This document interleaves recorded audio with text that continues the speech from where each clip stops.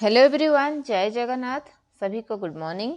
और good morning से साथ हम शुरू करते हैं आज का क्लास। आज का क्लास में मैं आप लोग को छोटे छोटे स्ट्रक्चर्स बताऊंगी, जो कि इसलिए मैं टॉपिक का नाम रखी हूँ स्मॉल स्ट्रक्चर्स। इसमें आप सामने में जो स्ट्रक्चर सब दिख रहे हैं, ये सारा स्ट्रक्चर ना हमारा डेली लाइफ में जब भी हम किसी के साथ बात करते हैं, जब भी हम पढ़ाई करते हैं, या जब भी हम किसी को कुछ बोलते हैं, ठीक है, या मैसेज टाइप करते हैं, ये सारे स्ट्रक्चर को हमको बताना पड़ता है। मतलब जब भी हिंदी में हम बात करते हैं, सारे वर्ड्स को, सारे स्ट्रक्चर को हम यूज करते हैं।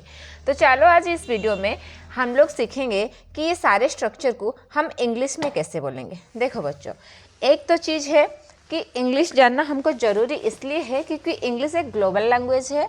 हर जगह में, कहीं भी स्टेट जाओ, कहीं भी जगह जाओ, आप फॉरेन कंट्री जाओ, आपको इंग्लिश का जानना ज़रूरी है। ऐसे नहीं है कि बस आप इंग्लिश पढ़ रहे हो तब भी आप इंग्लिश सीखोगे।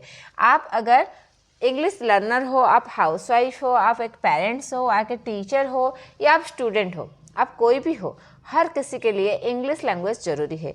कभी देखिए, अगर आप पेरेंट्स हो, बच्चे आपको कुछ चीज़ इंग्लिश में पूछ लिया, बच्चे बोला कि मम्मी या पापा कोई भी इसको इंग्लिश में कैसे बोलते हैं, तो अगर आपको ये चीज़ नहीं पता है तो आपको भी अच्छा नहीं लगेगा, हम कैसे नहीं जानते।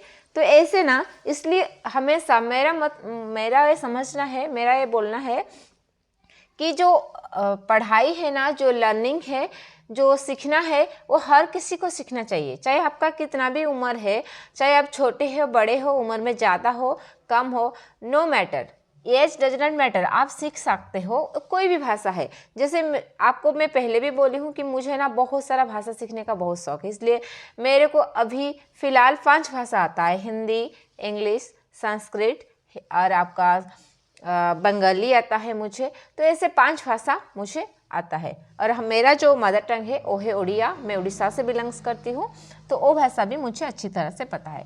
इसलिए हर किसी को सीखना चाहिए। और इन सारे भाषाओं में से इंग्लिश सबसे फास्ट आता है क्योंकि this is a global language. Okay, तो चलो देर ना करके स्टार्ट करते हैं। सामने में जो सारा वर्ड्स आपको, सेंटेंस आपको दिख रहा है ना, छोटे छोटे स्ट्रक्चर आपको दिख रहा है, इस सारे स्ट्रक्चर को ना मैं इंग्लिश में बोलने वाली हूँ। ठीक है बच्चों, देखो सबसे पहले आपका आ रहा है, जस्ट ए मिनट, हाँ, सबसे पहले आ रहा है फिर आज भी, कैसे भी, कोई भी, कहीं भी, वैसे भी, कब तक, जहाँ तक, अभी तक, जब तक, आज तक।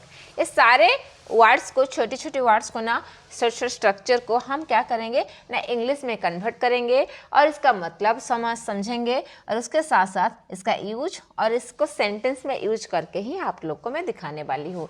तो वीडियो शानदार रहेगा। नमस्कार दोस्तों, I am Smriti and you watching this channel study with Smriti.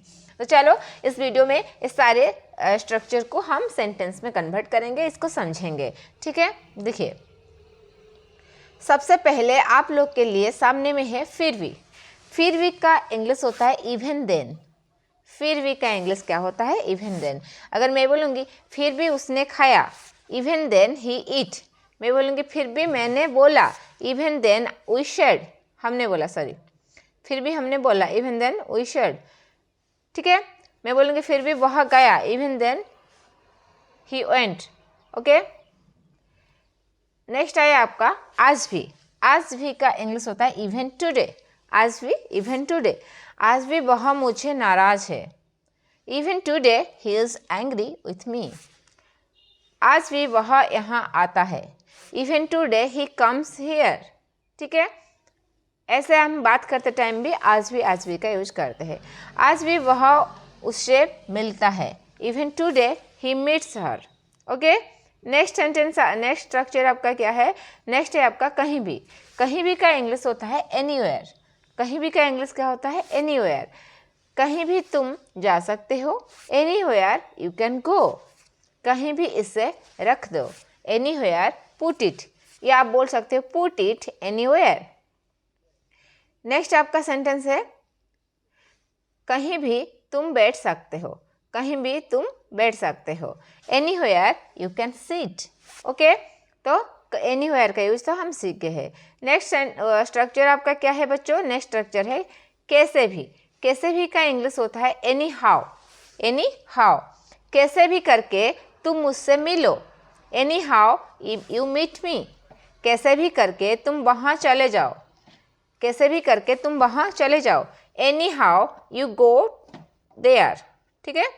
Next, कैसे भी करके तुम मुझे कॉल करना, any how you call me, okay.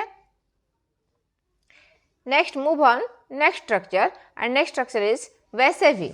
वैसे भी का मतलब होता है एनीवे। जब भी हम बात करते हैं हिंदी में तो वैसे भी वर्ड यूज करते हैं, जैसे कि वैसे भी कुछ नहीं जानती, anyhow I do not know anything. Next, वैसे भी मैं वहाँ नहीं जाती, anyway I do not go there. वैसे भी हम उससे बात करते हैं, anyway we talk to him, ठीक है। एनीवे का इस्तेमाल आप ऐसे कर सकते हो। नेक्स्ट स्ट्रक्चर आपका है कोई भी। कोई भी का इंग्लिश होता है एनीवन, जैसे कि कोई भी इस समय को समय का संबंध कर सकता है। Anyone can solve this problem. जो समस्या है इस समस्या को कोई भी सॉल्व कर सकता है, ठीक है। जैसे मेरे पास कोई भी प्रॉब्लम है तो मैं बोलूँगी इसको कोई भी सॉल्व कर सकते हैं, तो मैं बोलूँगी anyone can solve this problem because this is very easy, okay. फिर मैं बोलेंगे कोई भी इंग्लिश बोल सकता है, एनीवन कैन स्पीक इंग्लिश। कोई भी मेरी मदद कर सकता है, एनीवन कैन हेल्प मी। यह कितना आसान है। अगर आप कोई भी का इंग्लिश एनीवन जानते हो तो आपको बोलने के लिए इतना आसान लगेगा। नेक्स्ट स्ट्रक्चर है आपका अभी तक। अभी तक का इंग्लिश स्टिल होता है, जैसे फॉर एग्जाम्पल तुम अभी तक जाग रहे हो, यू आर स्टिल अवेक। मैं अभी तक पढ़ रही हूँ, आई एम स्टिल टीचिंग। मैं अभी तक इंग्लिश सीख रहा हूँ, I am still learning English, okay. Really ये दिस सेंटेंसेस फॉर मी, क्योंकि मैं भी अभी इंग्लिश सीख रही हूँ। क्योंकि एक टीचर का फर्ज होता है बच्चे को पढ़ाने से पहले खुद पढ़ना। कोई भी कितना ज्ञानी हो, किसी के कितना भी नॉलेज है, पर जब भी हम टीचर हो तो हम किसी बच्चे को कुछ बताना चाहते हो, चाहे ऑफलाइन बताओ या ऑनलाइन, सबसे पहले टीचर को पढ़ना पड़ता है, लर्न करना पड़ता है, सीखना पड़ता है।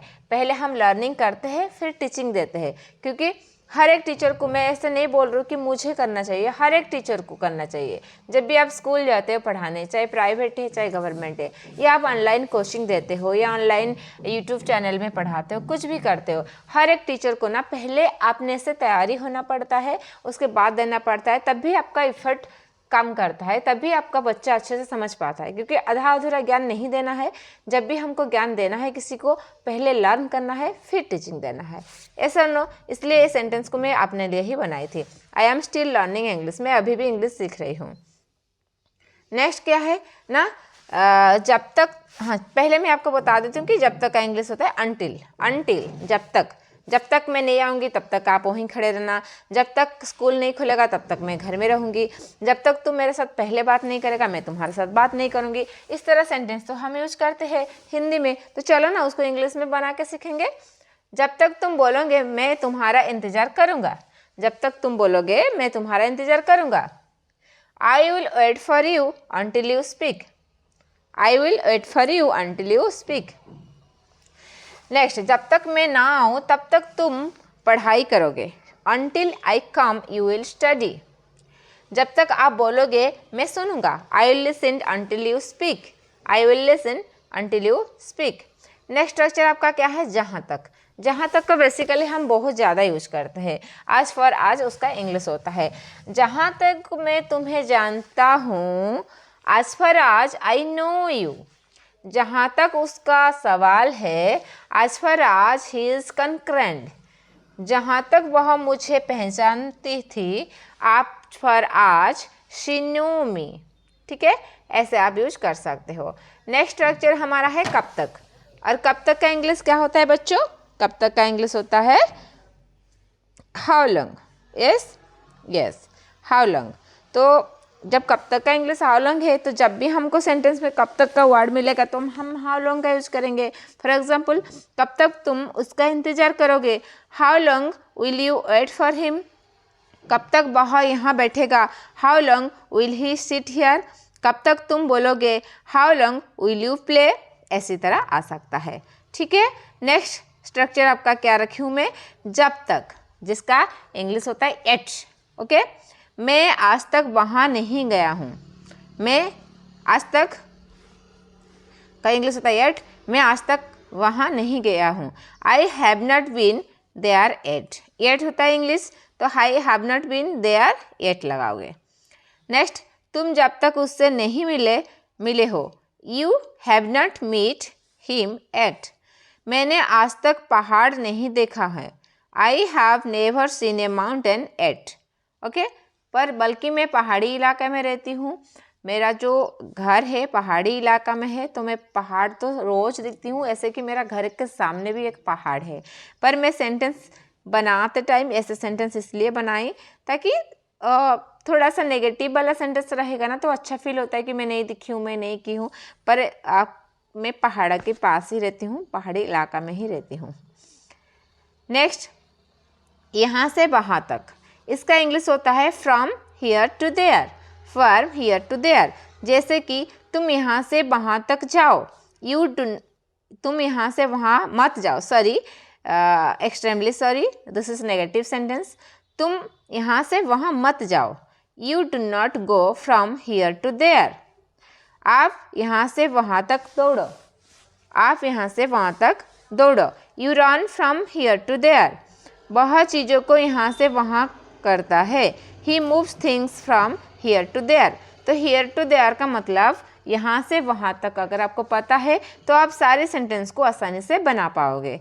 ठीक है, तो आई होप इस वीडियो आपको अच्छा लगा होगा। इस वीडियो में मैं ढेर सारा स्ट्रक्चर आपको दिखाई हूँ और सारा स्ट्रक्चर का मतलब के साथ उसका सेंटेंस भी कैसे बनाओगे वो सब भी आपको सिखाई।